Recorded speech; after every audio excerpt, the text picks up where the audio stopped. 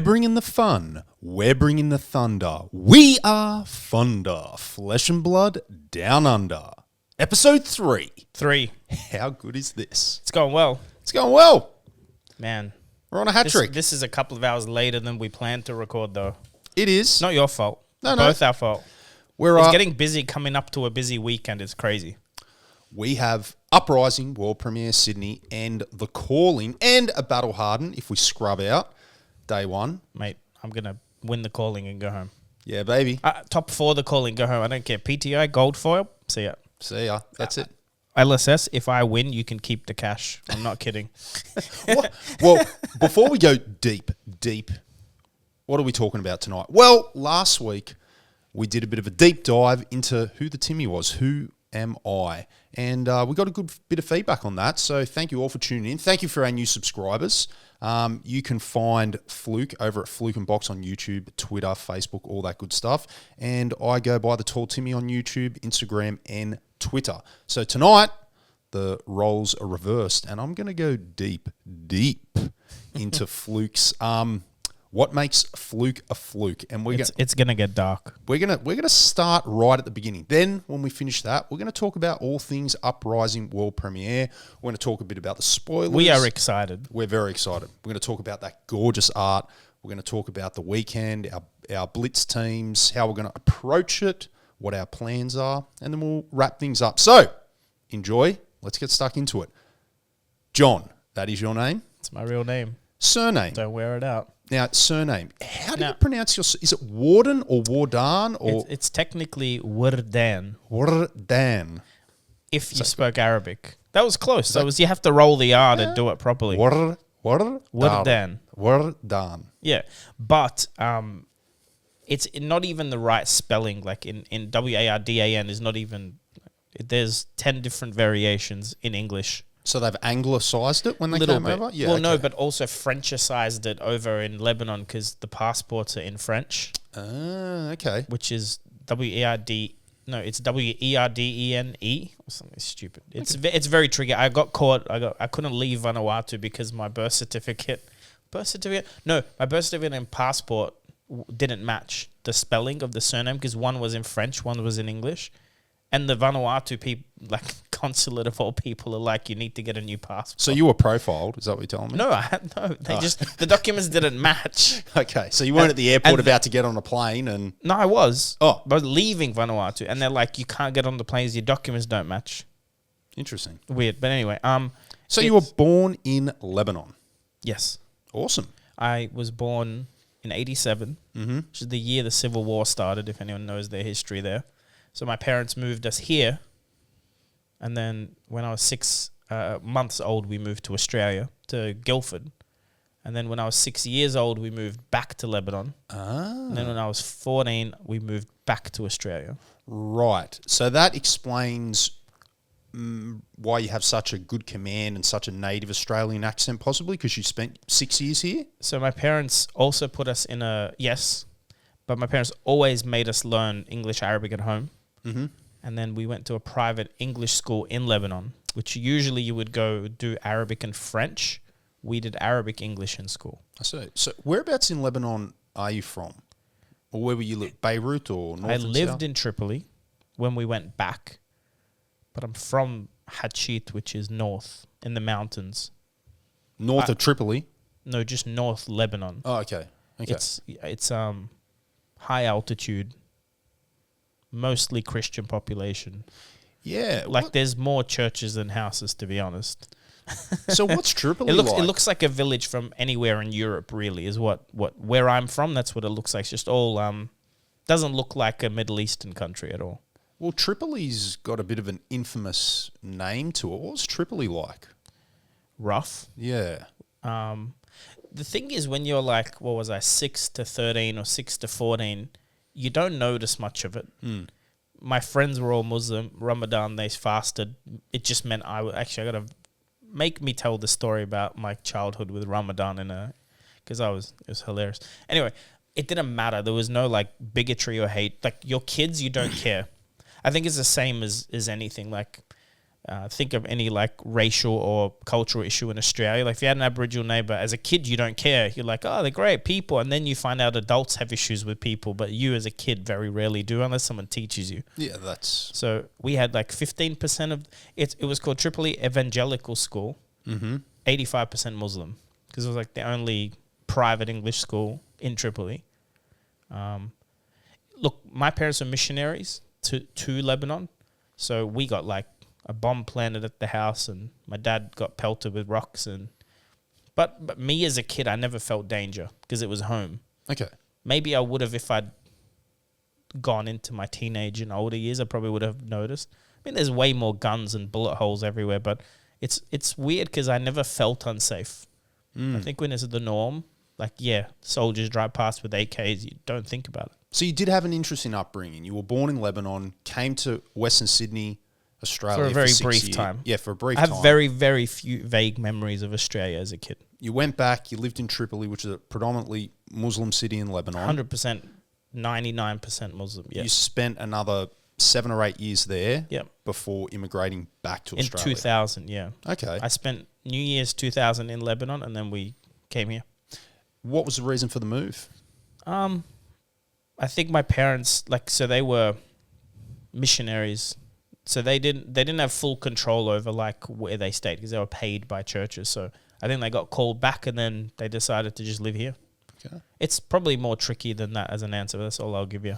So I'm not putting all the family dirt on the internet. Of course, yeah. My mum watches the content. Hey, Mum, how are you? Yeah. So the contrast. What is the biggest contrast between, say, when you were 13 in Lebanon and then 13, 14 in Australia? What are some of the stark contrasts you're seeing? The culture, I think, I mean, man, in Lebanon, like, you don't lock your house. Like, if you want to go visit your friend, you don't ask, you just turn up and they feed you. Like, there's zero phone calls happening. Even today, like, when you go there, everyone's on WhatsApp, but, like, you don't ask, hey, Grandma, can I come over? You just say, Grandma, I'm coming. And it's so different. And, like, people work less and live more. Yeah. And I think that's because they've always had war in some form or threat of it. Is they kind of, they spend way too much on superficial shit. Like, and then they, culturally, it's way more open. Like, you do not walk past people and not say hi. You don't walk past and stop and say hi. Do you miss it? Did you miss it? It's crazy, man. Like, I'm not the only person in the world that feels like this, but it's few people that feel truly like homeless, because over there I'm Aussie. Here I'm Lebanese. And I'm not part of either culture fully. I see. Like, isn't Origin on tonight or something? Yeah. Way over my head. But that limits your social interactions in a bigger way than people understand. But over there, when I go, it's the same thing. Like, I'll go as, but I'm a tourist now. So you would have been first or second year of high school when you came to Australia? I think I was supposed to go into year 7, but we landed like, I don't remember when we came, was like middle of a term or midway through the year. Because in Lebanon, it's like Europe, our year ends in July or June. Like, you get the 3-month summer holiday like the Americans do, actually. So I was halfway through a school year when I got here at the start of the Australian school year. They did like an entry test for year 7, but they put me in the year 9 one accidentally, and I aced it. So like, oh, what year do you want to be in? Like, do you want to be with people your age, or do you want to finish school a year early? And I opted for a year early. So I finished at 17. Right. Yeah. And what sort of things did you like have hobbies in Lebanon growing up, or play sports? What would typically, you know? It was very, so my parents were like, we pretty much were in a cult. So there was like weird rules with that, like no TV at home and stuff like that. So we read a lot. Hobbies, I mean, we spent a lot of time outdoors. Like the way most people my age and 10 years older remember their childhood is like playing in the street. Yeah. That's what we did. Awesome. Yeah, we came home when it got dark. No one asked questions. Like, no one cared, because you knew everyone knew you and who your parents are and where you belong. And your parents know that you'll get fed, and like weird shit happens there, but it was also way more way less. Like, it never felt dangerous. We just played outdoors. So travel restrictions aside, do you go back home and visit Lebanon much? I went 2 years ago. Yep. First time I ever got drunk in my life. I'm 35. Was that last trip? Jeez, I wish I was there. I've got videos of it. All right. It was my cousin bought a bar in the mountains, and it only opens like for 6 months of the year because otherwise it's all snow and we went. So my eldest cousin Fuad, it was his like wedding, and I'm like, to my brothers, we should go. So I did a boys trip with my 2 brothers. I'm like, if she's opening the bar, I'll get drunk. Like 100% on the holiday with my brothers, I'll get drunk. So I did. Was it good? One and done. Was it good? Yeah, amazing. Oh, but I drank like I'd drink 2 drinks and I'd have a full bottle of water and go to the toilet and then repeat, and did like 14 drinks. I was happy. No hangover. Not bad. Never doing it again. Awesome. So when are you taking me? To Lebanon. Whenever. Yeah. Look, the thing is, we just came back from New York. Nothing like the media or the photos would care to show you. You have to be a local to understand it. Lebanon's the same. No, it's not as dangerous as it's put out to be, for sure. It's 100% a tourist destination for people in Europe who understand it. There's a lot of European backpackers because historically Lebanon is like the only country in the world with Roman ruins and Greek ruins. It's also one of the only countries in the world you can water ski and snow ski on the same day. So but you wouldn't know that if you're Australian because it never hits you in the media or anything, right? There's no Lebanon tourism board that that they used to be. Beirut used to be a destination in Europe. They called it the Paris in the 100%. Winter. That's where all the Europeans would go in the winters. But no, it's as safe as like we have shootings in the west of Sydney, happens in King's Cross too.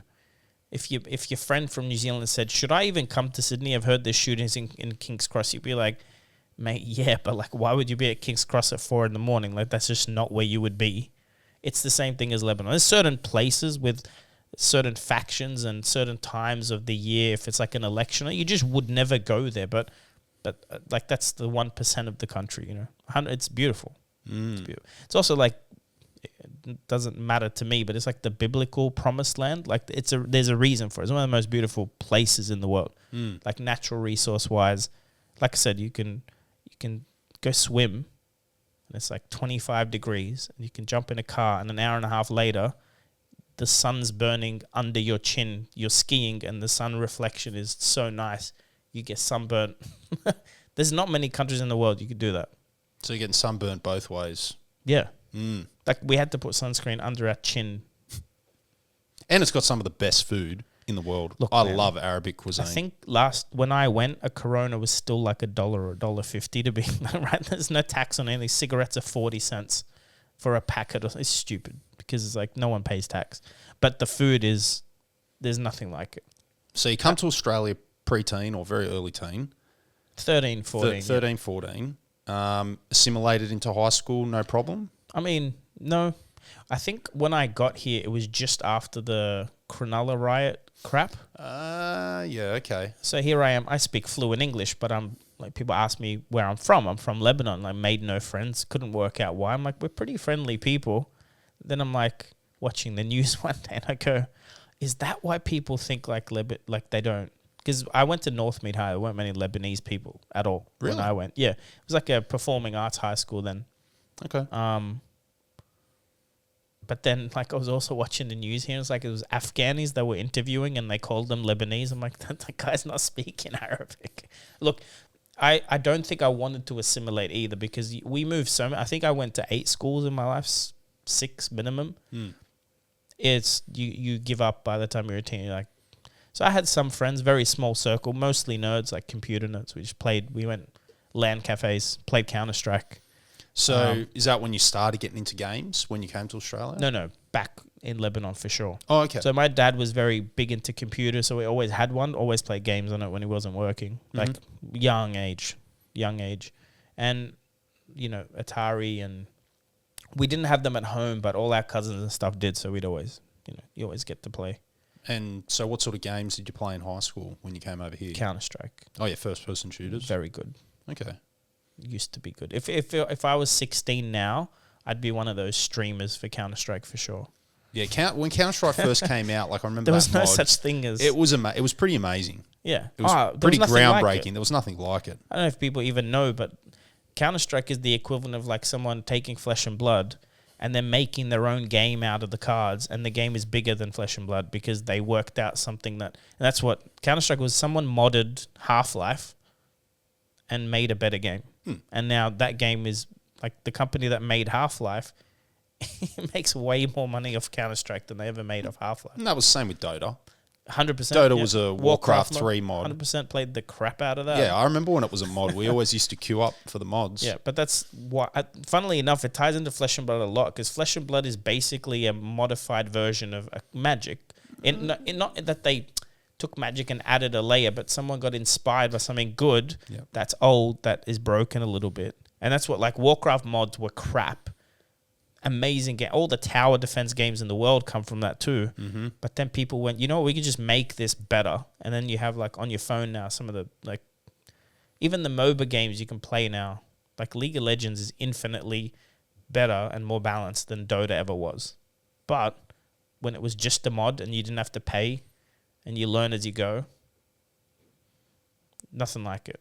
That era of gaming's gone. Oh, yeah, it's well gone. Jeez. Yeah, the whole landscape The of Wild computer West. gaming Well, no one's stopped. allowed to mod the same anymore. I think Roblox is the closest thing now, but we're too old to play that. But that's where, like, kids make mods and then they sell them for points. And how fun was it, like, going to internet cafes, or even better, lugging around your In big the Flesh and Blood. Yeah, in the Flesh and Blood, lugging around your big CRT monitors, or going to someone's house and connecting. So we were them never up. allowed to do that. It was always my wish is to, like, go to a LAN. But I went to LAN shops all the time. All year 12. I never went to school year 12. I did not go to school. Where'd you hang out at the ones in Parramatta? Yeah. Or? Well, everywhere. Okay. Yeah, wherever my friend got his... So my friend turned 18 at the start of year 12. So he got his license and a car, and that was it. Like, we're going. So school was a bit of a blur. And then what'd you do after school? Just slip into the workforce or start studying? I started working at 14 immediately when I could. So 13, 9 months, whatever the rules were back then. And never stopped. So I'd been working, not full-time, but I'd work 3-4 days after school. I'd walk halfway from Northmead to Para, get to North Para, work, and then I'd go home. I wanted to be independent. I just wanted to move out. So I just worked. Met a girl, would have been 15 or 16. So she lived in Vanuatu. That's where that story comes in. Her parents are missionaries there. So pen palled for years, moved to Rockhampton. Which is Queensland? That's North Queensland. That's like how far away from Sydney we're talking, you know? Well, it's 7 hours north of Brisbane. Yeah. So if that gives you an idea, it's at least 20 hours, I'd say, to travel by car. Yeah.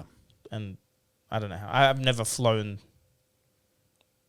I can't remember. So it's near the tropics. Yeah, it's on the Tropic of Capricorn. It's extremely hot. Your steering wheel melts in summer if you don't own a garage. I learned that the hard way. So when did you move up there? As soon as I finished high school. All right, so as 18 So I went years to old. CQU, did journalism for a year. I was 17. With this girl? Well, so she lived in Vanuatu, but they had a house in Rocky. Mm-hmm. So I figured if I did uni there, I'd see her more often. Yeah, got married at 19. Had a kid.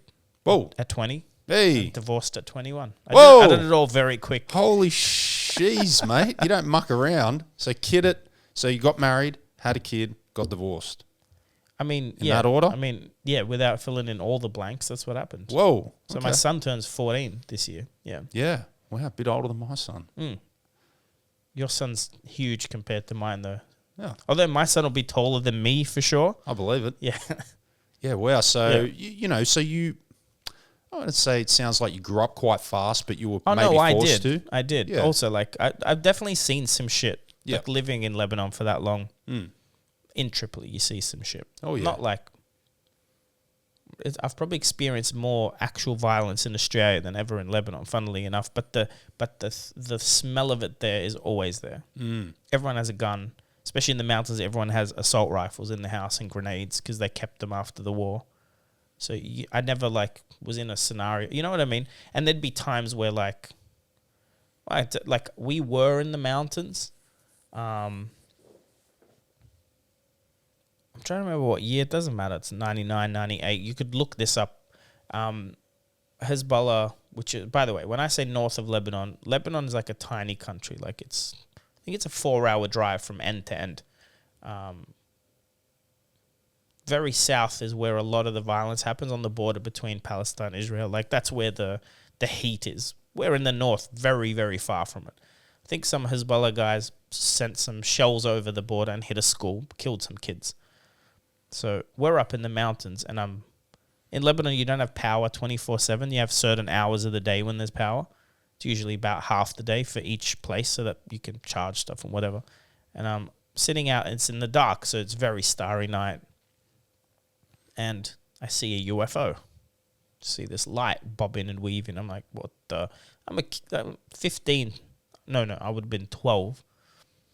It's a jet. It's a stealth jet fighter or whatever. I couldn't hear it yet. I just saw it moving. And then I saw a glint. And then a big dome of light. It disappeared. And then I heard like the jet. Anyway, you wake up the next day and Israel took out every power plant in the country in retaliation. Now, as a kid, that's like, it's a wow. But if I was an adult with kids, I probably would have been terrified. Yeah. If that makes sense. Yeah. So I never got to that age to feel like, oh, I'm scared of that. Do you know what I mean? Mm-hmm. I remember having like air raid drills at school. I think once or twice were like, it's like an earthquake drill if you live in a place that has earthquake. Like get under the, you know what I mean? Like they do the drill, but I don't think as a kid you register what you live in. Yeah. But you do grow up fast, I think. I think you still having that like looming, and you know, every election we'd go up to the mountains and like hide out because there'd be violence in the city. So your parents are sheltering you so you don't see it, but you experience it more than you ever do here. Here you always feel like, I ring like 000. You can ring. It's not the same there. So you're 21. Divorced or married? Which one am I? Yeah, divorced with a son. Yep. Then what? That's that's a big slap in the face. Or that's lucky I was only 21. Yeah, I think it's different when you're 40, when you've got 4 kids in a house and plans and your life has, like, I was very young. It's very easy to adapt at 21. Most people haven't even thought about getting married at 21. I had nothing. Like I was earning good money, but we didn't have assets per se. Like we had a car and furniture, and we didn't have to like, my kid was 2. Moved back to Sydney. Like I didn't have family in Queensland, so, and it was her family. I wasn't going to hang around. So what next 10 years? So 21 to 31. What? Well, lots of ups and downs. Yeah. Learned some skills the hard way. Mm-hmm. So I've always been in sales in some form. You're a good talker. Yeah. I think I that's both a born skill and a learned one. If anyone's listening that's ever thinks they can't sell, don't think that way. Anyone can learn to sell. Anyone can learn to talk. Teach a parrot to talk. I could teach anyone to sell, but it's I think part of the persona is when you do one thing for so long, if it happens to be convincing people to pay money, you you have that skill set. But I've done like 20 jobs. So you were always in sales. You come across like that hustler, photocopiers, relentless work ethic. Yeah, you got to even with what you do now. You do have a relentless work ethic. I'd never stop. Yeah, I think I went a 7-year stretch with no holiday. Just I think it's easy when you set a goal. If you have a goal, you'll get it. And then so obviously when you bursted onto the fab scene, you were known as a bit of a crypto person. Sure. When did you start dabbling? We do need to clarify some of this stuff. No. So when did you start dabbling in crypto? Like in your early 20s? Or I was 20. 20, right, yeah. Way back. Yeah.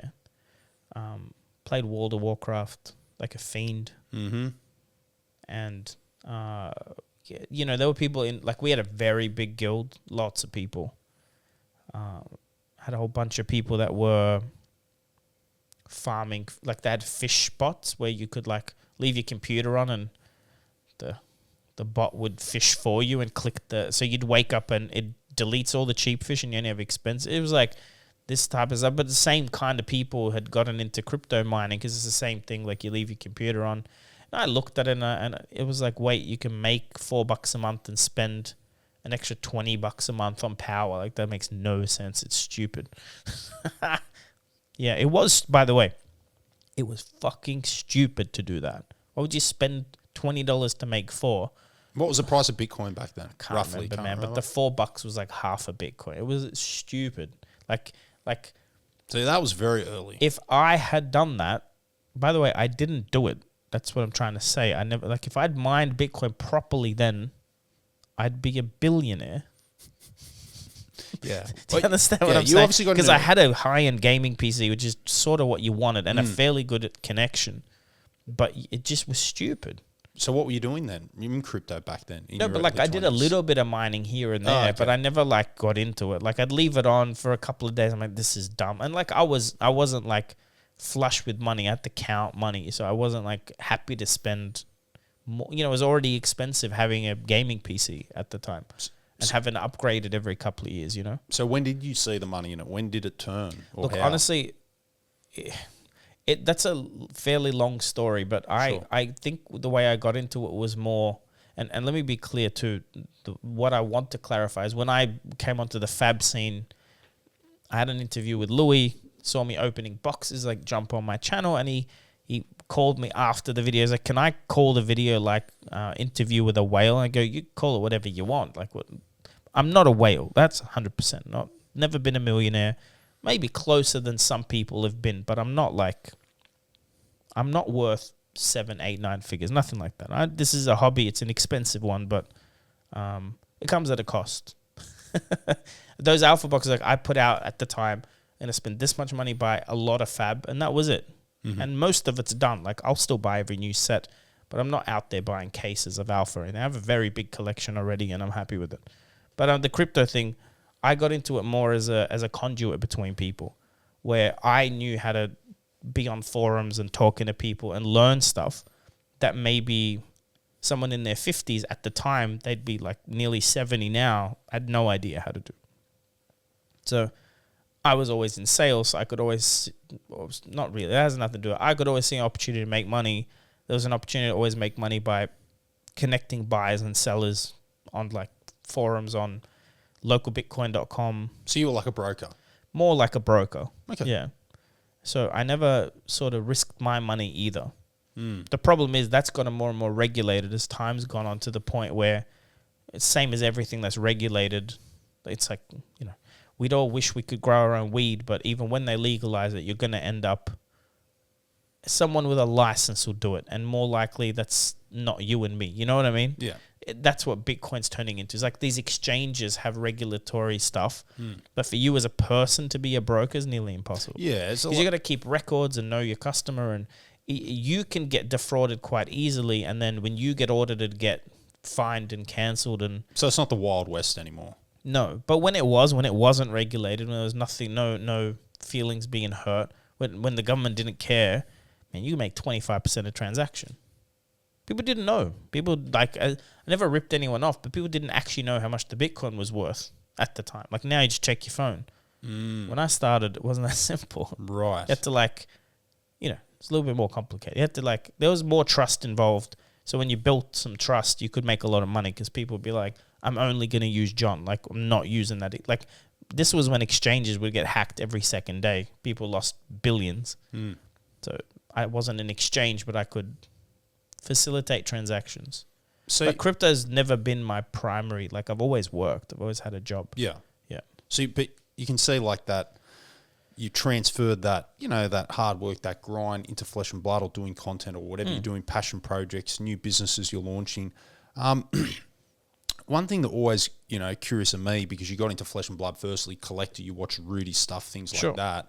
You know, do you think, and, you know, if you've ever played with Fluke, you know, he's got this beautiful, pretty little box with all of his slab decks. Everything's freaking organized perfectly. Geez, team, you check my stuff out. Shit is just everywhere. Fluke's got folders. Everything's manicured, categorized. Are you OCD? I'm not. I mean, we could pan the camera around the room because we're in my lounge room and it's not that neat. But I think with your hobbies and your collecting, like, it's very orderly. It is very to a point. But I am more chaotic but I like I think order, like to me, orderly is like alphabetical or something. Like I know exactly where any of my stuff are, but you would struggle to find any rhyme to the reason of why I've put it there. But you know, you want your goal was to have your Dorinthia fridge in gold foil items, right? I'm still missing one. You're missing one, but that's what I mean. Like Yeah. you've got your eyes on that. You're like Yeah. a bloody pit bull, and you're not going to let go until you have it, right? That's like the one big purchase I'm trying to make is gold foil Brave Forge braces. It's so hard to find. But that's just because I think it's funny because the collector term is so weird, right? Mm-hmm. Because I'm a player. Every player's a collector, in my opinion. And it's so true. Like, I never, ever would have kept... Like, I wouldn't have the passion to build that Dory fridge if it wasn't how much I love playing the deck. Mm-hmm. If that makes sense. Yeah, I'm definitely not an investor. Like, I don't hold anything. Like, if I want to sell it, I sell it. Like, what I'm holding is stuff I plan to play with. Yeah. Which is a lot. I have cold foils of everything. Trying to build gold foils of everything because I want to put it in slabs and then play with it. And that's how I think it happened with the Power 9 in Magic. You know, I think so. They were 9 powerful cards. Yep. It's not that the cards were just rare and No. useless. They weren't just rare tokens. People forget that, especially when there was a lot of analogies between the Power 9 and Fables. But I always tell people that this Power 9, they were the most powerful cards. And they still, like, they're not allowed in formats. Yeah. Or stopped being allowed in formats very quickly. Exactly, right? exactly. When it started getting organized. Yeah, so your hardcore players, your hardcore spikes wanted those cards in their collections. To be honest, like, Paul, one of my pet hates, because I've never played Magic, is that people compare Magic to Flesh and Blood. Because you lose the people like me, which is who you need for the game. Mm-hmm. It's not like Magic. It has nothing to do with Magic, I would argue. Yeah. Magic, it's like comparing the new Call of Duty to OG Counter-Strike. Do you understand? We used to go to LAN shops and pay like 50 cents an hour and play with our friends in person. It's the only reason that game grew is it was a different thing. Mm-hmm. Magic is a different thing. No one played it online. Like, the reason it exists is nostalgia, which Flesh and Blood doesn't have. Yet. No, but it's a good and bad thing. It doesn't have it, so yes, cards don't need to be $100,000 because there's no nostalgia, but it's such a good game. It's 100% going to last the test of time. It's that pressure of, like, it needs to be something that it's not. It's a new game. And yes, the fact that, like, if you ask me what the best, most collectible card in the game is, it's a Tunic. That's the best card in the game. Like, that's the Black Lotus of Flesh and Blood. It's not the Heart. The Heart holds a premium, but in Flesh and Blood, I think time's going to prove that there's only like 400 cold foil tunics in the world, and there's only like 40 of the gold foil ones, and then the rest is rainbow foil. But there's only like 440 cold foil tunics. But that's one of the most powerful, usable, recognizable cards in the game. The thing that like I said, I'm like emphasizing your point where you can't compare Flesh and Blood to Magic is, even though, yes, I wouldn't say it's the Black Lotus, because one of the things I love about Flesh and Blood is it doesn't seem to me that, you know, occasionally, on average, there isn't these OP power cards. Like, it's not like Tunic isn't Black Lotus level powerful, right? It's not an auto win card. You don't have a Tunic. No, for sure. It's more of a staple. Yeah. Which maybe, again, I don't have an understanding of how Black Lotus even... Like, I understand it's powerful because it generates... Free mana, yeah. But what I'm saying is if you're even comparing, the gems have nothing to do with... Like, in Fab... If you own a Tunic, it can go in nearly any deck. Yeah, but I think that's part of the game design with Flesh and Blood. They don't want these cards that... Well, they could have made the Heart heal you for 3 every time you pitch it, and it would be overpowered. Exactly, and they did it. Yeah. Exactly. Or you could say that the Tunic gives 2 resources. Suddenly it's crazy. That's right. So I do think that in the fabric of Flesh and Blood... This new Wizard one in the Wizard mirror seems to be a little bit strong. Yeah. Well, you know, I've already said my thing on power with new sets. Look, they're gonna LSS is gonna push the boundary because they have to sell sets. There's nothing wrong with that. So, but that's what you're saying is right. the comparison is impossible to make. It is. It's also like the minute you mix in the formula 30 years, it doesn't matter what you think. It's 30 freaking years. Mm-hmm. Like 30 years ago, man, the world was very different 30 years ago. Not 30. How long's Magic been out? Nearly 30, right? Yeah. 93. So 93. Yeah. it's a long time. It is a long time. It's nearly 30. That's you can't, man. Cars didn't have air conditioning that long ago. I'm serious. They barely had airbags. No, did they even have airbags in 93? Like, do you get what I mean? Like, you got to be kidding if you think it's similar. And also the fact that everyone that opens Flesh and Blood owns sleeves is already why you can't compare them. Like, we play with sleeves. It never used to happen. That was like I don't know how long it took for Magic for people to sleeve their decks, but it wasn't immediate. That's for sure. No one thought they were worth anything. No, we never used sleeves when I was a kid. Never. Yeah. The first time I saw sleeves coming back into Magic in 2013, I had no idea. I was just like, why are you using these? And it took me so long to figure out how to shuffle a deck of cards that were bloody sleeved. Yep. You know. So 21 to 31, you're just working like a madman, doing a lot of crypto broker stuff, maybe some side hustles. You're working. Yep. Then sort of pivoting, you started, I know you've told me you started getting really into BJJ, Brazilian Jiu-Jitsu. Yeah. When around did that start? Is that early 30s or late 20s? It's like a sore spot, man. To be honest, you wouldn't know me if I wasn't injured. That was everything. Mm-hmm. I loved that more than like eating. BJJ. So I was quite chubby before starting jiu-jitsu. My older brother Simon was chubbier. When I say chubby, I'm lucky that I carry my weight like everywhere. So like I weigh 85 kilos now. Most people would think I weigh 70. Mm-hmm. I don't have a big gut or something, but I'm stocky. I was 95. Funnily enough, I was gaming PUBG, PlayerUnknown Battlegrounds had come out. 100 people land on an island, one person. So I was playing that at a very high level, and I could feel my reflexes were slower than they used to be. Mm-hmm. Did some research. I'm like, I'm also not healthy. And most of the research says you can't improve your reflexes, but if you want to improve it in any way, exercise is a good way because just building the blood, the quicker blood, your heart rate being healthy is one of the best ways to get information from your brain to your fingers, basically. So I'm like, my brother, I think he'd at this point lost like 17 kilos doing BJJ. He was doing it in the city, but he moved back to Para, but he'd go during his work day to BJJ. I guess, Simon, if you join a club in Para, I'll join with you. And he's like, 100%, let's go. So I joined with him 4 years ago. Yeah, right. Yeah. Man, it's tough when you're like overweight and unfit because like even like CrossFit athletes get in there and 2 rolls in, they pass out. It's a whole different type of cardio. Had you done any sort of competitive sport growing up, or was this the first thing? No, nothing, just casual. So this is the first time you trained hard. hard? I did some kung fu, but like it was never ever like this. This was like, also BJJ is like, it's like CrossFit that way. It's like a cult. It's very much like when you get in, it's a big culture thing. Everyone pushes you to come more often and to get better and compete. But it's very good for you physically. Man, I lost weight so quick. I think my lowest, I got back to like 72 kilos and like shredded. I felt shredded anyway. I was competing, got my blue belt, but I got injured pretty bad and I haven't been back. It's been a year, maybe longer.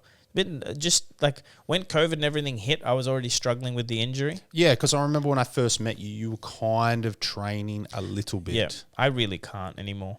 I hope it's not permanent, but there's no like easy route here. I thought just quitting might help my back heal, but it hasn't healed. It's not something you can heal by inactivity or activity. It's just nerve pain now.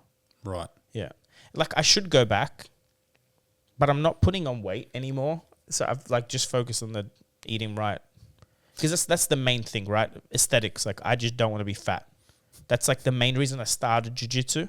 The skill set's there. Like you don't lose. I think once you're a blue belt, if you're a BJJ blue belt, you'll understand this. Like, I know the skills. They're not as sharp as someone that does it every day, but I'm not going to lose the bare minimum of knowledge.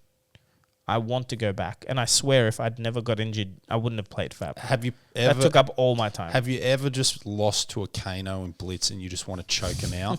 Have you just like looked at them and gone, man, I just could squeeze the life out of you right now? What's funny, I don't know how much you know about like the BJJ history. Don't need to delve into it, but it is like cheating in the world of fighting. Yeah.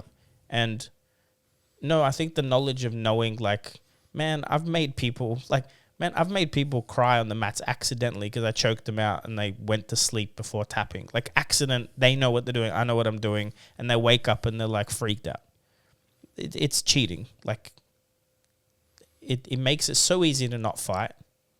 And actually we get like, I can explain why, by the way, but the point is we've had like a lot of cops do BJJ and they're like, do not use it. Even if your life's a threat, do not. Like, be careful what you do. Because if you choke someone and you kill them and they were trying to kill you, you're going to jail anyway. Why? Because you didn't have to choke them. You just tell the judge that they were Ether Wildfire you for lethal and, you know, you just had to do Look, it. it's honestly, if you ever do BJJ, it's the biggest ego death. You don't want to fight anymore. Because no one's, like, you think you're strong till a 40-kilo girl, purple belt, just... She puts you to sleep, man. She squeezes her thighs around your neck for 2 seconds. You're asleep. Takes you to Pound Town. You're asleep. And then you wake up and you're like, no, I can outmuscle her for sure, but you're not as quick. And you're like, okay, but I can be quicker. And then she outmuscles you as well. Because it's just like that Bruce Lee factor. Like people that do it, that really do it, man, it's scary. And then you're like, I really should get into fights. Like who knows what people know? Like this little girl's smashing me. Like I'm very competent at jiu-jitsu.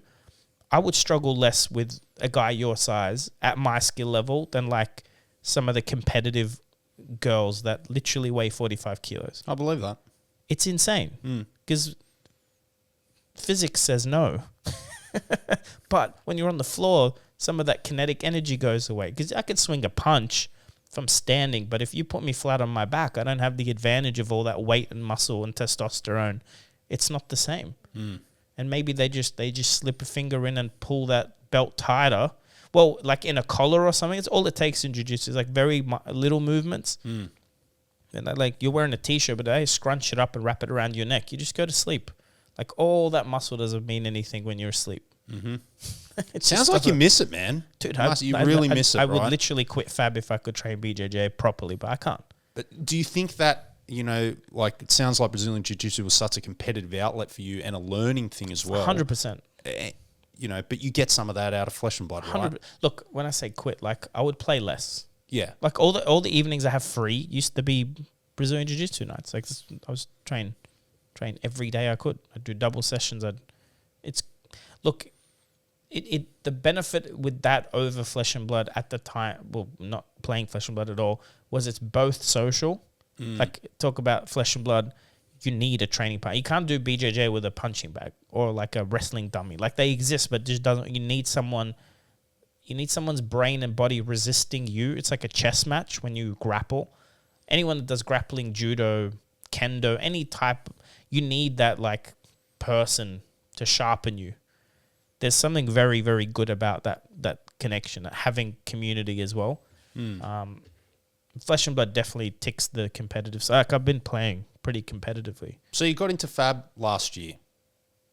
You saw a video on Rudy's channel. Yeah, the Crucible box. Yep. We're in lockdown.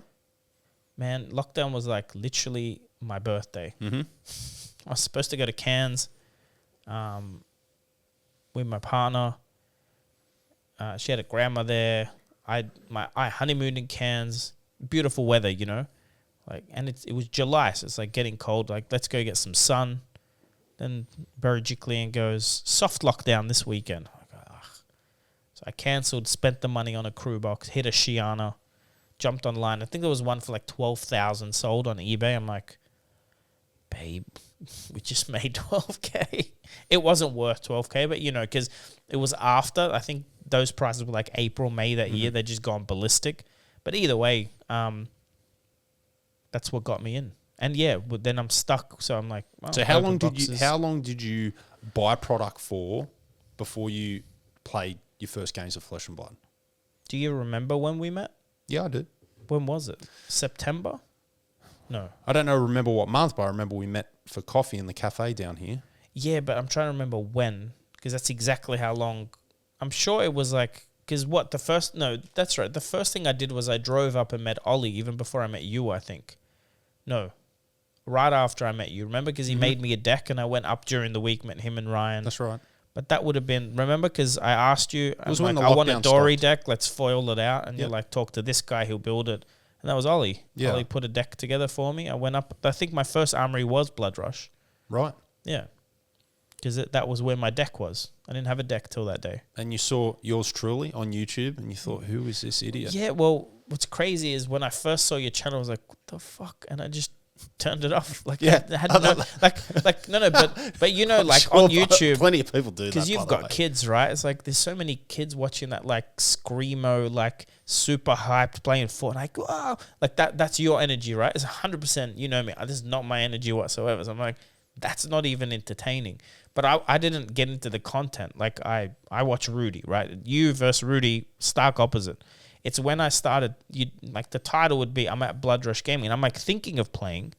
I couldn't learn how to play online. And I asked Hayden, I think, because I bought a crew box of Hayden. And I realized he had a like competitive channel. I'm like, dude, can you teach me? How many people I bought boxes off, asked them to teach me who didn't have time or said no? That's like, there's a few. No, Hayden's great. He just said, like, I think he's busy. He's a career guy, you know. He said, trying to remember where, I think he gave you a similar answer, like, go to this store and play, and, like, people will show you how to play. I think I asked him for, like, I never asked him how to play. I just asked him what hero I should sure, play. I asked him for, like, private coaching, which is not something Hayden does anyway. So, again, it's not, like, yeah, he didn't, like, misstep. I'm saying I was searching till I realized you're playing in stores that are, like, 10, 15 minutes away from me. Like, think, I was like, hey, like, I know who you are. And I had a small channel. So it's like, let's collab. Yeah, and you got you fell in love with the local scene, right? Like, Well, playing especially at Blood events Rush. It has its own, like, I think some of the stores I've been to since, if I'd gone there first, I might have not. But Blood Rush was like true community. Like it's family. Like there's friends. Everyone's friendly. No one plays like for ego. No one's even like, we play to win, but no one's really playing to win. Like people care way more about hanging out than winning in that store. Unless it's a pro quest or something. Honestly, that's not the vibe in the room, which is the best vibe to have, is that casual competitive. Like there's some trash talk and stuff, but no one actually cares if they win.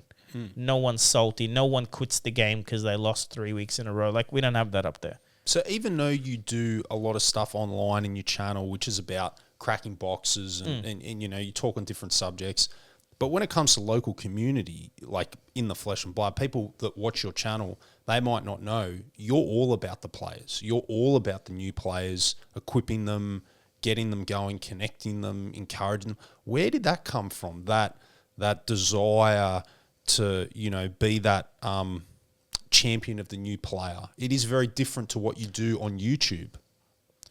Well, I think my channel's for me, first of all. Mm-hmm. I am documenting my openings. Right. Nowadays, I have a community, 2,300 people, 2,230 actually. I feel like I owe them what they want too. So it's Big like, and flesh and blood YouTuber in Australia. Okay, keep going. for now. Yahtzee's back, man. I'm scared, dude. Right, we're going down. We are going. Nah, I've got it muted. We got Yazzie. There he is. Yazzie. Yeah, Yazzie, you're in the soundboard, man. Mate, he'll be on the podcast very soon too. 100%. He'll be 100%. in the flesh and blood. 100%. Dude, I love that guy. That guy's got a big heart. He does. Yeah. I think, like most things, he can maybe be taken out of context or the wrong way, but like he also is big on the community and he does a lot. He's just got work and moving and it's tricky. Yeah, but life's tough. man, I don't know. What I'm saying is the channels for me started for me. But in the grand scheme of things, my experience jumping into the flesh and blood marketplace was pretty bad. Like I don't care about calling this out because they've made money off me, but like buying that box of crew for $2,500 off GamesCube, like fuck them. The retail was like $1,600 max, not even at that. Like I know you could go Justify, but the same with Good Games Direct. Like the first stuff I bought off them, I didn't realize there was Facebook marketplaces for this stuff. So I got sharked quite often because I had money but not the know-how, no friends to like talk to. But as I started, like, man, I bought a rainbow foil Ursa for like $200 thinking it's the cold foil one. Do you know what I mean? Like things like that. I got ripped off. I can name people, but it's not the point. The point was that's why I do what I do, because I'm like, man, let me explain something. When I don't lose money on cards. So if I sell you a tunic for like half the prices because I maybe bought it in a big bundle or something, like I don't personally lose or bleed for shit. But I also make sure when a new player joins, the first experience is like, man, you need a card, like a big card. Talk to me first. But you are super generous, man. Not only with your time, you give out so many mats. You do give out cards. Geez, you gave out how many boxes of Everfest for our Christmas party up at Bloodbrush? You've done heaps, man. Yeah, like, but does that come from? I want to tie that back. You said, interesting thing. You said you grew up in like, quite a religious, evangelical home. Do you think generosity does it come from that? That's purely my grandfather. Yeah, but does it come? Was that so it comes from your grandfather? Yeah. He was the godfather of his village for sure. So I remember just before he passed, my grandfather taught me the first and biggest lesson in my life. My parents were like, because my grandfather was quite well off. I don't think he was at the end, but as a kid, he was very rich. Like as a kid, it felt like he was very rich because he would always like give us money and big house and very short story, but might as well because I love my grandfather. He made a lot of money in construction. He even moved here with his brothers, and they actually were like some of the best foremen in Sydney when Sydney was growing, because they were some of the only foremen that understood how to build staircases in big buildings. Like all immigrant stories, like very high skill, very hard workers, very honest. They paid their houses off in 3-4 years, but he didn't like it here. So his brother stayed, who's still alive and like much younger brother. But my grandfather went back to Lebanon, built this massive apartment block with family money. And then one of the first shells in the 60s, I believe, or maybe in the 80s, in one of the wars, hit that building before he'd sold a single apartment in it. Because back then, you're not selling off the plan. Like, you build it and then you sell it. Selling off the plan and debt and stuff is a different thing in the Middle East. Like, for instance, Muslims don't believe in paying interest, and so they very rarely borrow money, and that's the case here. So he lost everything. Lost all the family's money, I believe. But built back. But the lesson he taught me was he would always tell us, if you need anything, ask me. Now, I'm a kid, so I'd go up to him. I wouldn't go up to him. I went up to him once, and I said, "Hey, Jiddu," which is grandpa, like, can I have $100? It's like, and by the way, a lot of money, 100 US back then, a lot of money. In Lebanon? Oh, yeah. Like, was that a month's wage, 2 months' wage? No, not a week's wage, probably at the time, right? Okay. A lot of money for a 10-year-old to be asking for. But he goes, "What for?" And I told him I wanted a bike, and he just reached in his pocket and gave me $100. And then I got in a lot of trouble from my parents. But I was like, but he said anything I want to ask him. Like, he didn't say anything I need. He said, whatever you want, come to your grandfather. Like, don't ask anyone else. Come to your grandfather. And I there's so much security in that. Mm. Like, I never asked him again. It was like one of those things, like when you know it's there, you don't need it. Like, my parents didn't have money, and $100 was like insane. Like, I had no way to ever see $100, and he just gave it to me. And I don't know what it cost him, but I think that's where it comes from. Like, I've always been, if I have it, you have it. Like, again, I don't bleed for anyone. Like, I'm just as selfish as the next person. I live my lifestyle. I want what I want. But if I've got like a tunic and you want a tunic and I happen to have 10 of them, it's, you know what I mean? Or playmats. Like, do you know how many playmats I have? I hate storing them. Like, if so, like your friends, Brent and Matt, like, yeah, I gave them Alpha Rampage playmats. I had 3. Like, you know what I don't need is 3. Here's 2 of them. And hopefully people just pass it forward. That's the, like, the end goal is a little bit selfish in the sense of it'll grow the game. Yeah, you wanted to see the game grow, community grow. So I don't want anything. Like, it's not like, oh, you owe me, like, hey, maybe when you win next week's Armory, like, can you give me that playmat? I don't, just, you hopefully don't need the playmat. That also, just as long as the money or the value stays in the community, I'm pretty happy. But like So that unconditional generosity, thanks for sharing that story. That was beautiful. Comes from your grandfather. for sure, Okay. for sure, That's nice. I think he's the only person I've ever met like him, and I think I've emulated it subconsciously for a long time, and then realized after he passed and everything that actually, you know what, people hated him for it too, because he was too generous. Maybe like then he becomes the crutch for people, and people don't learn. Well, I have that same problem. I don't think anyone's ever asked me for something and I've said no. Like in my personal life, I have a big, but there's some arrogance to that too. It's like if you said, John, like I really need this. It may not be money, whatever it is. Like I'm a good enough problem solver to work my issue with that out. Like if you need help moving and I don't have a lot of time, I'm capable of helping you move and then getting through the shit I need to do very efficiently and quickly. Do you know what I mean? Yep. So I'll take on a little bit of extra stress if I feel like it's one layer of stress for me, saving you 2 layers of stress. It's a fair trade. I'll take it on. And it's just who I am. So you made a big splash into the local scene. You had your small channel at the time. You're collecting your opening. You're documenting it on your channel. You connect with me. You connect with the German soldier up there at Blood Rush. You start playing in, a couple of events here and there. And then, but you don't know a lot of people. You're not like really grounded in the community.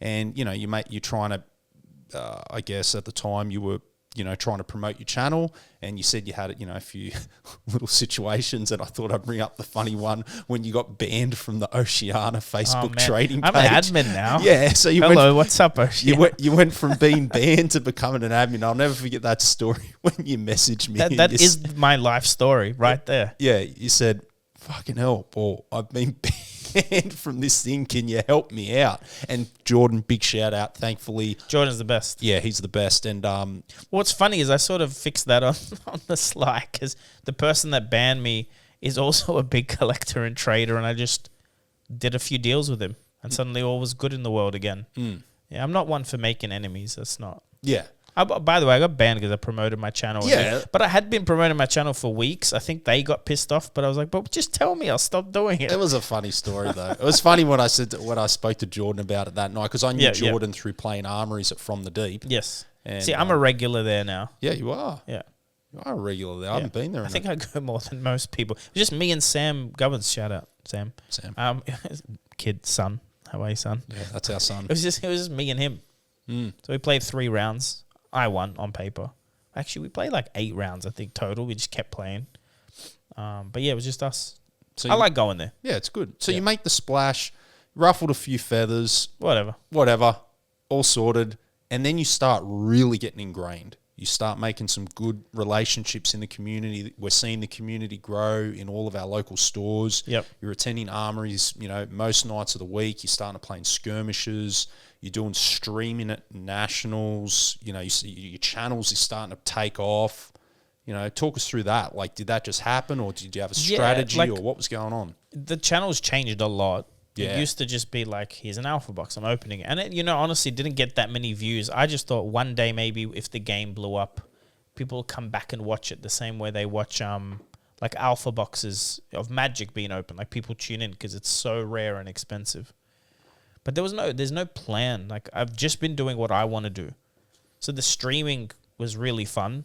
And actually it's still my best viewed content now is when I stream. Especially if I can stream, because Australian time zone is earlier than most. So if I jump on with History Pack, the street date is first for us. Like midnight for us is earlier than everyone else. So I'm in that little, like Uprising will be the same. Mm-hmm. I'll definitely have the first big stream of Uprising. I'm going to do 10 cases minimum. If I can actually get someone to help me, I'll do more. Because what's going to be hard is taking breaks, putting cards away. Like the opening is fun. But but also I'm doing it because it's fun. Like I would love to get into like doing proper gameplay video like Fabrica or like Mansant or like Arsenal Pass, but that stuff's not fun unless I hire an editor. If I hire an editor, I'll be a gameplay channel. I would love to record my gameplay, hand it to someone and go put the life counters, like go through every minute, put the card image up, like 100%. We were talking about that just before. If I had an editor, also, the channel like is making money, but it's making, actually, to be honest, it's probably making just enough to pay an editor with the money I make from it. But I just want to have fun, which is actually playing in the game is more fun than opening packs for me. I'm doing quite well too. Like I'm learning. I wouldn't say I'm competitive because I'm not competitive enough to just play Starvo as an example. You know what I mean? Yeah. But it really gets my juices flowing when I go on Dory and top 8. Like that's, you know what I mean? Like that's like, and I made that deck. Like I'm giving card guys a shout out because I started with their deck, but no one told me to go buy 3 packs of the new set and add the cards in. From the classic battles. Yeah, like that's all me after watching the card guys, more inspiration than using their deck. But that's what you need sometimes. And man, I know I'm not responsible for everyone playing Dory, but I saw someone under your post saying, someone in our local scene who wasn't playing because he liked Dory. I told him he top 8 with Dory and he won our Pro Quest. He came back to playing one. I'm like, he did that because of me. That's the best thing I've ever done in Fab. Yeah, that was awesome. And it's true. Like I saw that because, I keep my finger on the pulse somewhat. So I see, meta breakdowns, things of that nature. And I saw Dory taking up a bigger slice of the pie. So, I know that you'd been vocal about what you've been doing with Dory and you've got a decent enough platform. Yeah. So I just put 2 and 2 together and thought, okay, well, I think John's... part of it is all the OG players, Haydendale, for instance, like a lot of them played a lot of Dory and they know the numbers and they know how that deck works. But then a lot of new stuff comes out that is stronger for sure. Different metas, and then they shelve it. Like I spoke to Matt Rogers about it. Like he loves Dory, but it just isn't strong enough to play. But see, Matt Rogers and Haydendale didn't jump on Dory for ProQuest. If I came top 8, if I came semifinals on Dory at ProQuest, what do you think Haydendale does with the deck? He goes 6-0. Yeah. 100% I misplayed every time I played. Like I know I misplayed. I can point you at the time where I blocked with the wrong card. Like I know. Because you do play fast. Yeah. Sometimes that's how I learned. Like I'm not there to take up. I finish my games in 20 minutes, win or lose. If I was a disciplined player, I would win the thing. I'm playing quite well, but I misplay. But I prefer to misplay than overthink and get bored because my attention spans are not long enough for 55-minute rounds. Like I will just concede. Like against Oldham, I'm more likely. I conceded against Starvo at the quarterfinals. I heard about that. Yeah. Like, lovely player. The girl, I think she felt... I'm trying to remember her name now. Kieran? No. From New Zealand? Yeah. Yeah, what was her name? She played against our She's great. friend in the semi-final. I think I made her feel bad because she was, like, apologizing. I'm like, no, like, I'm so disengaged with this game. I'm just out. I'm not going to... Why? Like, I got Oakenolder twice in a row and then you got another one out? 3 in a row? No. No. Like I have no interest in spending like an hour to lose or something. If I'm going to lose, I'll lose quick. I should play Kano. It just actually hurts my brain. Like I don't have a maths brain. So because you have experimented with a lot more heroes than me. You've played Kasai, you've played Valda, you've played Icelander, Dory. I've played Kano for a bit. Kano. What else have you played? Is that it? 5, 6 heroes maybe? At least. Yeah. I've dabbled, especially on TTS. I've played Oldham on TTS. I've played like pretty much... I've drafted as well Bravo, like OG Bravo and Reinhardt, because those as Welcome to Wraith were great for that, to just sink your teeth into new decks. So I've played Reinhardt. I don't like the playstyle, but I understand it a lot more after drafting it. But I'm in the game. The thing is, I'm in the way I'm in. Like I'm not the type of person to like min-max and check every card and know every synergy. Like I don't understand every deck. The reason I do well on Dory is I think it's because other people don't know how to play against my deck. Not that I... Like, the way I'm playing Dory now is... Man, I didn't sideboard against anybody and I top-8'd 3 out of 4. How do you find Dory in CC compared to Blitz? She's much stronger in Blitz. Yeah, but how do you find, I guess, what am I trying to say here? How do you find the play styles? Yeah, like... But that's what I'm saying. I wasn't playing Dory the way... Okay, you know young Ryan plays Oldham, but he plays a pretty aggro Oldham. Like, he'll go down to 2 health and then kill you, which is abnormal, right? Because Oldham can usually stay on 30 health or be low health, but you run out of cards. He plays aggro. I did the way I'm playing Dory now is I'm going to ignore... I'm going to play chicken with you. I'm going to point my car at you and floor it, and let's see who blinks. That's literally what I've done. That's the deck. Is I'm playing chicken. It's like gone in 60 seconds. It's like I'm not moving. You kill me or I kill you, but I'm my entire mission is that counter on my Dawnblade is going to grow and grow till you block. It's like I literally played. I did not block. The reason I didn't do better in the second last pro. So I went 4-1 in the last pro quest. The one before that I didn't do as well because match 1 I took 9 damage from a Reinhardt, and match 2 I took 12 damage from a Dash because like I couldn't actually do better than, like I started the game on 30 health. There was one game they started on 40, I started on 20. Like by the time I did any damage, I was on 20 health. But my mission was, we're both on 40, let's see who gets scared first. And Dory, I feel like people forgot how scary she was. Because I'd wait till my tunic ticked up, have an arsenal. I would use the tunic resource to swing my sword. So I'm telling you, I've got 5 cards to react on that Dawnblade. So you've got to bet, you bet I've got damage pumps, you bet I've got a go again pump. But which ones do I have? And which 5 do I have? And go ask anyone I played against, they're like, oh. Like, I mean, Philip's probably one of the best fab brains we know. Mm-hmm. I got him down to 1 on his Lexi, and I was on 1. And that shouldn't be that close of a matchup. Because it's like, he has to... I wasn't respecting him. And he got a little bit unlucky, but suddenly you get 1 off turn against Dora, and she gets 2-3 counters, and it's like, oh, crap, like, this is snowballing. I didn't block much, and I didn't... It feels, look, I'm not very experienced with CC, but it feels like CC is quite a fast chicken type format. I think it is. Everyone's now. pointing their guns and saying, you know, I don't really care. There's a meme going around which is fairly accurate. It's like you start fab, you don't block because you're a Timmy, and then you know you peak and you're like blocking, and then the real like big brain is to not block. Yeah, I think there's a maths thing behind it where you block with a card that stops 3, as an example, but most cards do 4 damage. Like as a value wise, like a snatch is 0 cost 3 block 4 damage with an on hit. So it's always better to use that as an attack than a defense. Some decks operate okay with the blocks, like Guardians and a little bit Brute, right? Like Brute, you can sort of still do exactly what you're trying to do with 2 cards some turns instead of 4. But that I think it's a maths thing, which is like weird in the game now. And looking at all the cards in Uprising, you can see where they're going with some cards that are like, be careful, like taking too much damage because you think you're going to win and then suddenly your cards have no text. Like your Brute cards don't say Brute anymore because you got hit with... What I'm probably going to say right now is just going to get absolutely stripped apart, but I had a back and forth with someone on Twitter, a great back and forth, a Brute expert, a lot more experience than me, sure. Reiner, okay?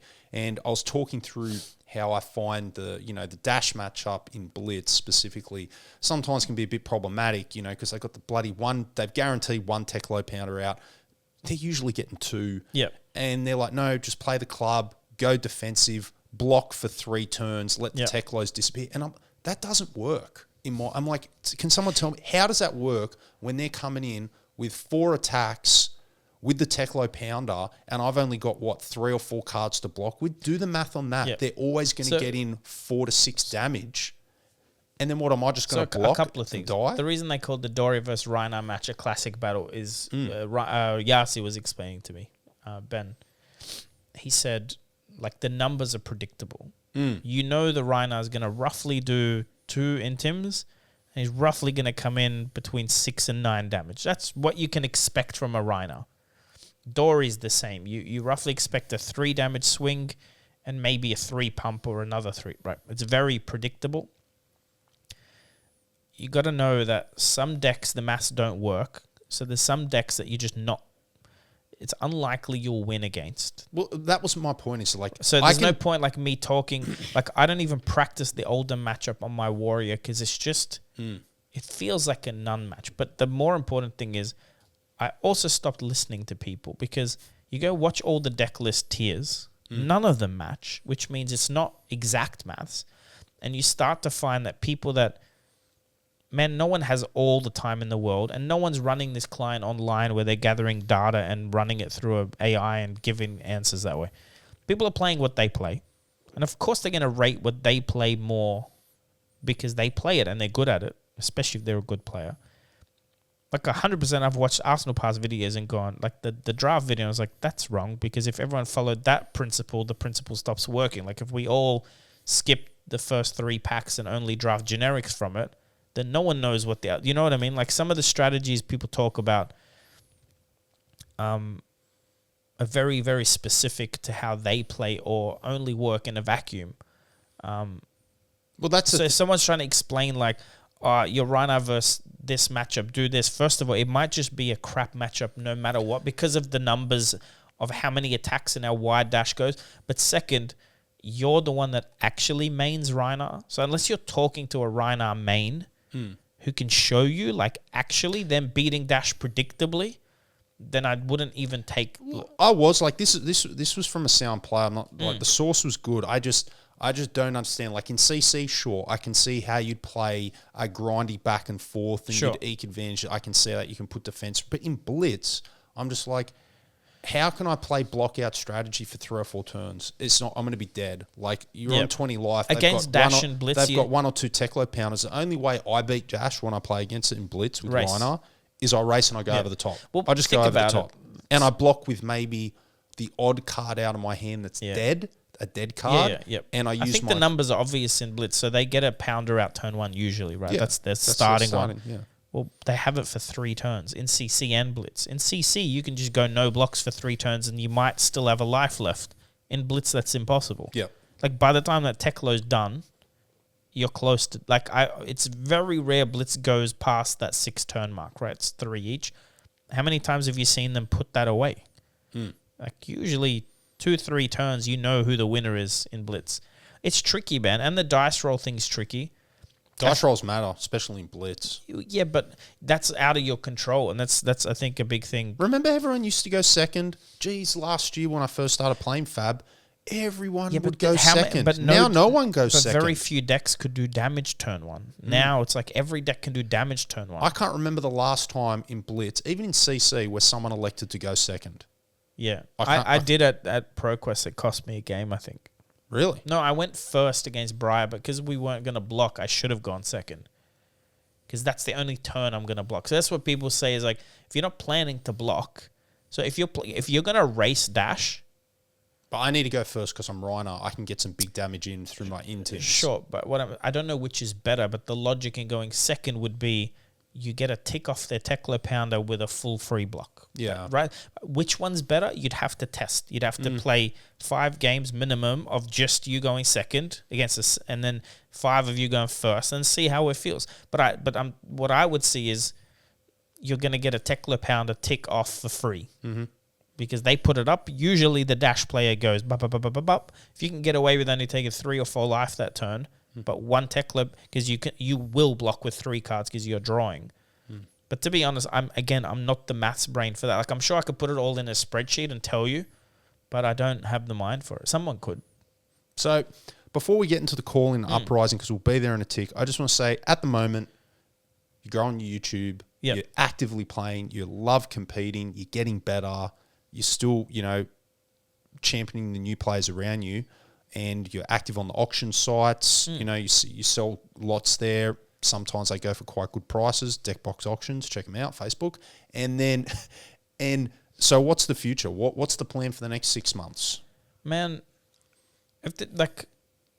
there's been, I don't know there's been some stagnant growth in Fab.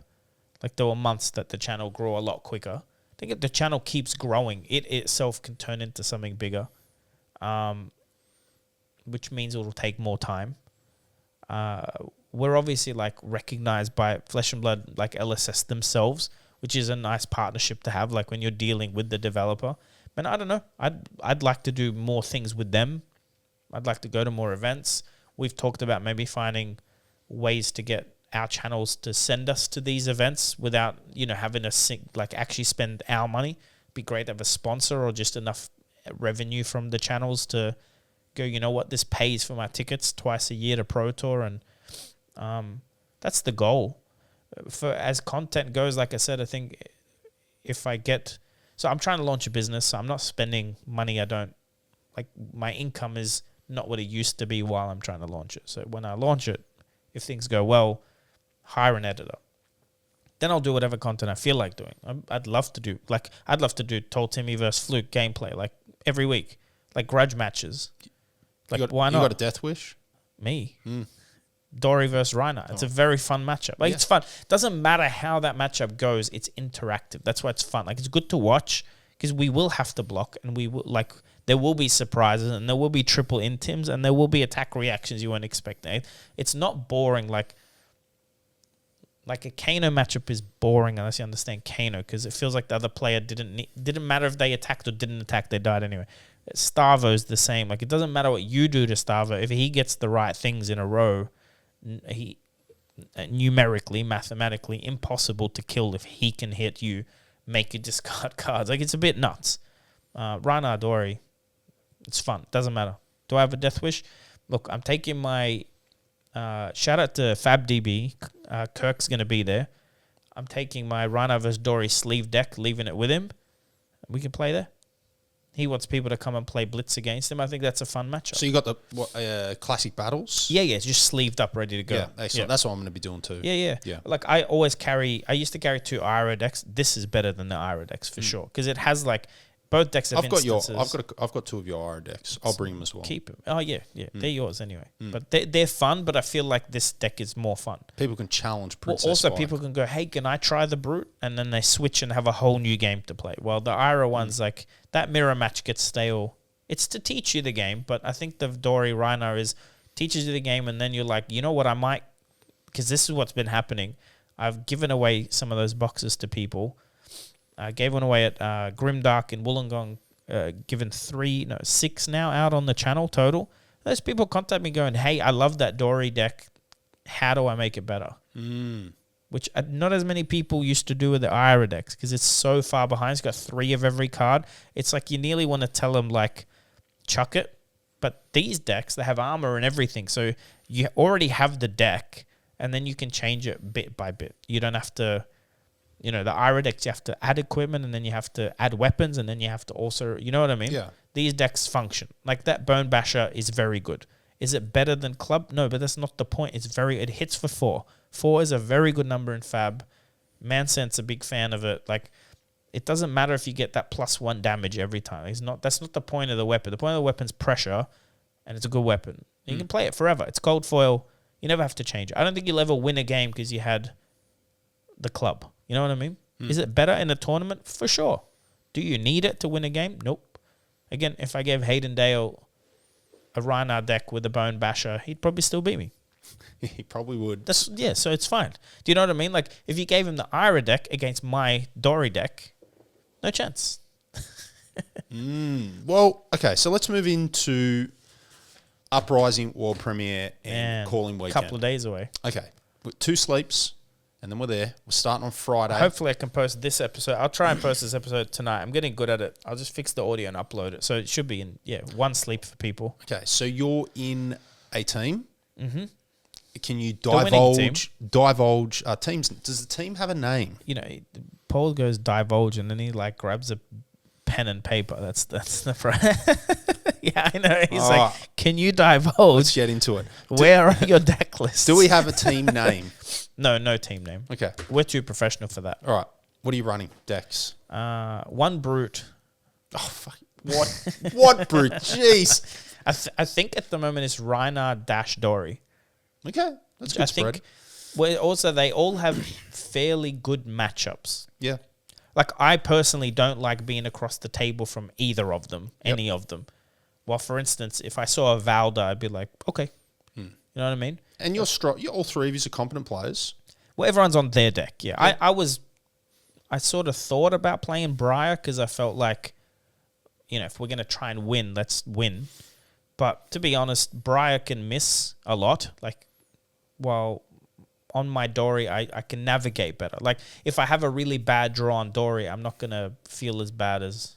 Like, a Briar miss is like having 3 cards that block for 2. Well, that doesn't happen with Dory. I always have armor. There's a ways to pivot or change tempo. So that's it. We're on decks. We know. Do you have, before I get in, breakdown of my team, do you have any, strategy or insights that you're taking into this event? Look, I don't think you can. I think this whole seating meta and stuff is all a load of baloney. Like, just It's not. It is. It's not. But you I'll break it can't down for control where I'm sitting. You can control where you're sitting. Exactly. But you don't know where we're sitting. That's fine. So it's irrelevant. All right. So you can have the perfect strat. The thing I think with us three is because we know our own decks and no one needs help on their deck, we're going to be fine. The only thing that might happen is even if you got to say it across to the person, like if you're on the left and they're on the right and you want to ask them, hey, what do I do against this opponent, like on this deck, you can just ask that anyway. Like, I don't think anyone's going to need to look at anyone's hands and see lines.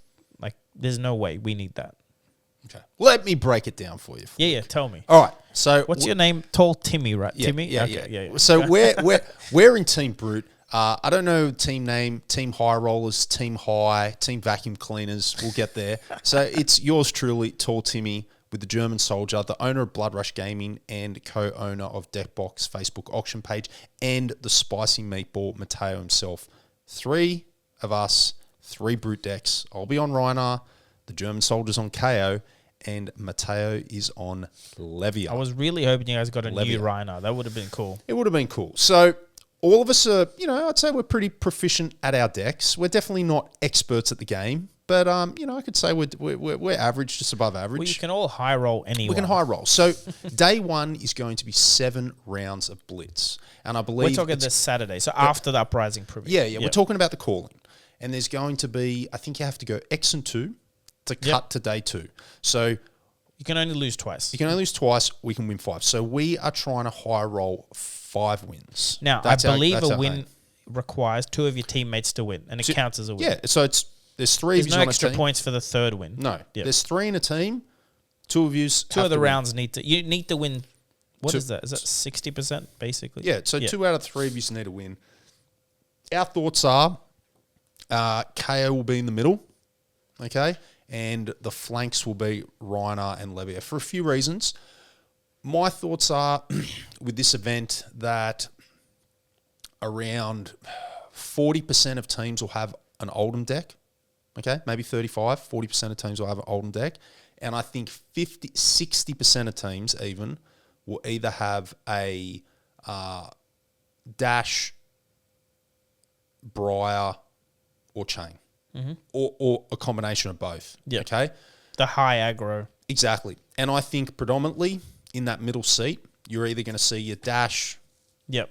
The quick game. Yeah, you're either going to see your Dash, Briar, Chain, or you're going to see your Oldham. Mm-hmm. And I think KO doesn't give a shit what either of those decks are doing. No. The way that his deck is out of 3 KO events, just, if he rolls a couple of 6s, it might be over already. The way that he's run it is he can go over the top of both of those decks. He can roll over Oldham, and he can sure as hell roll over those aggro decks. Yeah. So he's probably has the most linear deck out of the 3 of us. Plus he has experience playing all brute decks. Yeah. So he can, give some suggestions to his left and right. So that's our plan. That's my thing. I think the seedings, I don't think they matter as much as some people think they do, but I think they do matter. And one thing is, because I played in team events with Magic, just remember out there, the amount of time it takes to discuss things, you'll see in the first 2 rounds, people will go to time. Yep. Do not underestimate how much time you lose. The bone I have to pick with your strategy. Yeah. I actually don't think Oldham's that strong for that reason. And I think some of the top players will not be playing Oldham. Not because they can't play the deck, because they'll worry their opponent will take them the time. I do have a feeling it's like one of those, is it worth the risk playing? Like, if you're going to play Oldham to never lose in Blitz, all D reacts, right? You have a lot of defense reacts. I think you'll struggle because other people will start getting flustered, like your opponent, and then they'll be asking questions like, dude, like I'm at 10 cards, what should I do? Check it out. And then you might, by playing Oldham, lead your team into a few losses that you were winning the game, but go to time. Yeah, because if seats A and B, one each, and then it's up to the middle. It's up to the middle. And if there's any Oldham in the middle that loses, a team like I think I think at the final tables, whoever's on Oldham will have a very good chance at winning every round. But I think during the elimination, you got 35 minutes. It's a big event. No one's like giving you 5 extra minutes. Nothing. It's when they hit that timer. Sometimes at events they've hit the timer. The people haven't sat down yet. I think it's just you don't have to sideboard, but Oldham's slow, man. It's something to keep in mind that you have to play with a bit of speed. And don't underestimate how much extra time. We also shouldn't even check the things. time, but just play. Like if you're just sitting thinking, you're not playing. Like you should know your lines. You should have. If you don't have time to test, jump on like Felt Table or something. Test by yourself. Like draw cards, make decisions. Draw cards, make decisions. It helps. Yeah. So that's what we're doing for the calling, the main event, and then on the Friday we have the world premiere sealed for Uprising. That is going to be so good. I haven't played Flesh and Blood Limited since the WTR farewell We haven't drafts. played Sealed in ages. Yeah. Sealed is different again. It's like 6-packs, make a deck. Sealed is look again. I haven't played a lot of Flesh and Blood Limited, so I'm always going to harken back to Magic. But I've drafted a few drafts in Flesh and Blood now. I think Sealed rewards competent players. Okay. Yeah. Bread and butter, like really knowing the fundamentals of how to play. I think Where draft is a different skill set. Yeah. You can basically force decks, force synergies, force strategies. In Sealed, you rely on your own skill to get you through. Okay, sure, you might open a bomb up here and there, but people that say that Sealed is all luck, that's BS. It's not. It's not at all. The good players will generally always rise to the top in Sealed, even with weak pools. Card games are complicated. Like you need, like in Fab, you're going to need X amount of reds and blues to function, depending on the deck. Which also, we don't really know how that works in the new set. I'm sure some people are figuring it out, but it's very vague. I'd love to open a crackpot ninja pool. Between all the reds and blues and yellows, like the color synergy, you then need cost synergy, and then you need enough, and then the card synergy itself. So you can't have a deck full of 3 costs, right? It's complicated. That's why, the good players know, okay, I hit 4 Majestics, but I can't run any of them because it just won't work, and they'll go with the generic attacks that help their, resource curve and stuff versus... You know what I mean? Because I've done that in draft on Dory. I've taken too many driving blades that cost 2, and I could never, just didn't work because I thought they were good cards, but I didn't realize it was too many 2 costs. I'd say to especially new players at Flesh and Blood or new players at Limited, play proactively. Okay, so play a deck that's actually doing something. Yeah.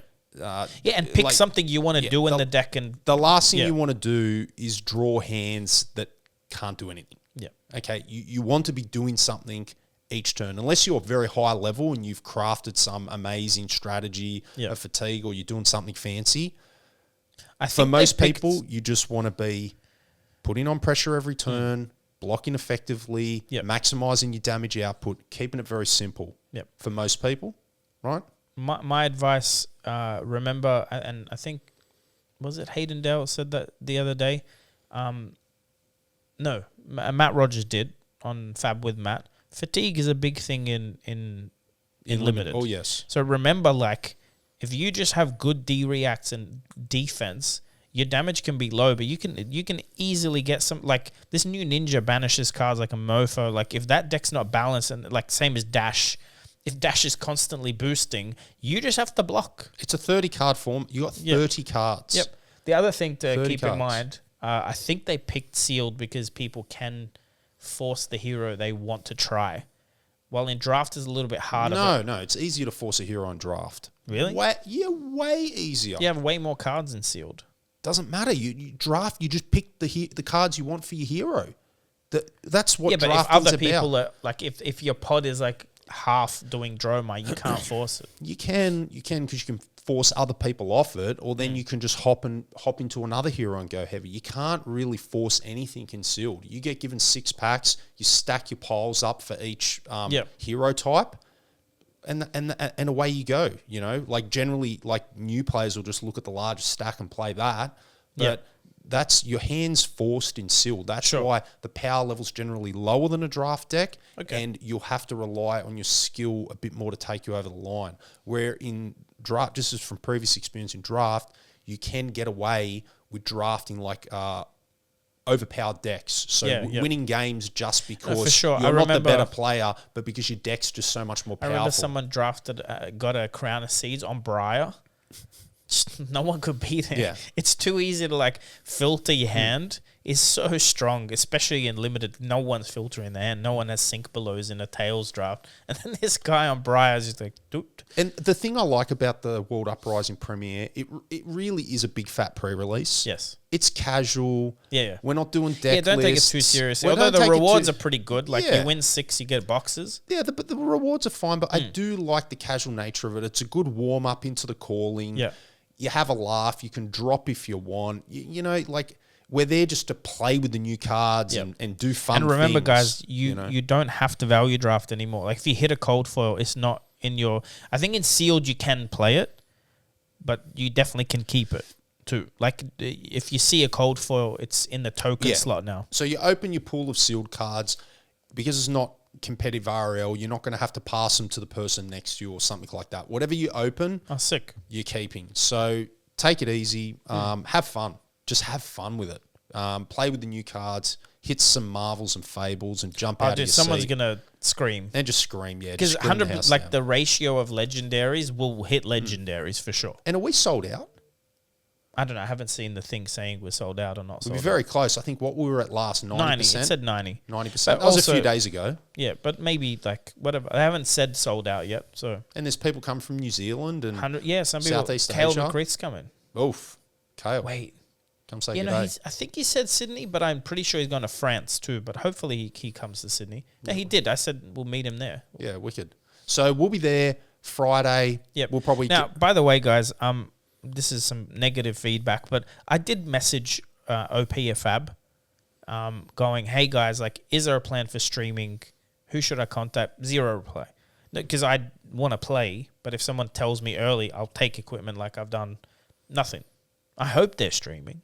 It's like 3 events in the world, and we're the first. I really hope they set something up. They stream? I think, isn't Tan and Grace or them covering Vegas? Yeah, but that's the point. Like, I don't know why, but it's different time zones. Yeah, I know, but like, since they're covering there, do you think there'll be coverage from here? Vegas. Do you think they'll be streaming Well, here? why would they not reply?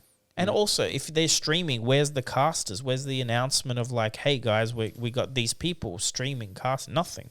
I hope so. Yeah. It's just, it's a shame because like you and I could have done it.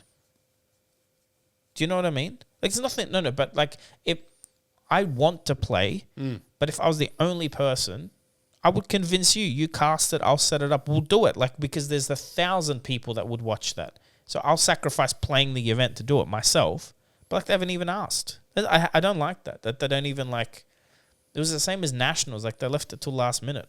Like, however that communication's happening. We'll have to speak to our mutual friend, head judge. Another Lebanese native. Yeah. Well, half. Oh, only okay. half. Yeah, it doesn't count. It's more than me. I'm only a quarter. Unbelievable. So, plan is we arrive at the venue around 11, 12 o'clock on Friday. Fluke will have some stuff on him. I'll have some classic battles, Ira decks. We can play matches. For sure. You beat me, you get a pack. However, you do have to consent to being on film if you want to take up that challenge and get a pack off me. So you've got a camera person. That's right. Princess Spike should be there in her hoodie. Big Princess Spike she'll be driving the camera that weekend. So if you want to challenge a Timmy and see what you're made of, you beat me, you get a pack. It's going to be fun. It'll be fun. So yeah, we'll be a lot of shenanigans. We'll be having a lot of fun. And then hopefully calling Saturday, Sunday. If not, there'll be a classic constructed battle hardened on Sunday. And there's a draft. There's a few events going on too. Yeah, I think there's like winner box blitz events on demand. Yeah. They look good. Yeah, Crew Unlim, I think, and Everfest first. Yeah. For the winners. That looks great. Yeah. So there's a lot going on. And there's only 8 players. So you play 3 rounds, you win 3, you get a box. Yeah, Very easy. That's crazy. Yeah. That's what they were doing at the Pro Tour as well. Really? 3 rounds, you win a box? Yeah. Okay. But I don't know how often that fired because there were so many other big events happening. Right. Yeah. I thought that was just win ticks. I didn't think it was win a box. Was it? Maybe. Sorry, it was ticks at the... But either way. Okay. Those events are easy. 3 rounds of blitz is nothing. Yeah. So that'll be a lot of fun. But yeah, that's about it from me. I'm looking forward to playing in another calling. And Me too. and then what have we got on for next week? We are going to get our first. Oh, is it next week or the week after? We'll get someone in here. I don't know. We haven't planned it, but we will. Look, We've got a list. there's some logistics. We'll see. There's plenty of people that we can. Yeah. Yeah. I'd love to get Yahtzee on. Guest one would be great. Mm-hmm. Just got to get his permission. Also, he's busy and he's in Wollongong, but we'll work that out. Yeah, we got names. Also, guys, we can video call people in, so I'm not against that. As much as we can, we'll get them in here. I really want people in the flesh. Yeah. I'd much prefer that to have people here with us talking than over a video call. Me too. But yeah, that's it. That's it for me. Just want to have a good weekend. Enjoy the weekend. Hopefully, sneak in some cheeky victories and have a bit of fun. All right. That's it from you. Can't wait. That's it. Let's sign off. It's an hour and a half. Plenty of people. Plenty of time for people. We'll check back in next week. We're on schedule 3 weeks in a row, so that's good. Yeah. We're actually making the time. Yeah, if you enjoy Guys, it, let us know. feedback below would be great. We are on Spotify and other streaming platforms. And yeah, feedback, guys. I know the volume's been low. Trust me, like it's weird because I'm editing and it sounds fine in my speakers. But today I'll be paying a bit more attention. So Pump it up. yeah, it's fine. I think I'm better on my mic today. I sound better in the headphones. So it's just teething problems, guys. That's also why we haven't had a guest. We're trying to just get all the issues out of the way before we do it professionally. And now that you're intimate with us, that you know our origin stories and you've got to know us a bit more, we'll feel comfortable getting more people in here. And let us know in the Australian scene who you'd like us to get intimate with. Yeah. Oh, God, we love a threesome team, so please. Yeah. We do let not us know. discriminate. I mean, Hayden's a good-looking guy. Tall, short. Yeah. We don't discriminate. Yeah. I don't care. I don't care what your fantasies and fetishes are, Fluke. This is going way off the rails. This is the only you can listen to the rest of this podcast on the Problem OnlyFans. is, once you get me started, I don't stop. It's like I We'll just have the R-rated conversation on the OnlyFans. It's fine. Yeah, this is After Hours. Funder. After Hours. Tell me your deepest, darkest dreams. Do a Howard Stern show. Hey, I was watching not Private against Parts. it. I was watching Private Parts today, getting some inspiration. But yeah, I can get loose pretty quick, team. But I'm trying to keep it as professional as possible for the viewers out there. Yes. All right. All right, guys. We're going to sign off. See you in a week. We'll see you in a week. Good luck, everyone participating in the calling. Good luck. Good luck.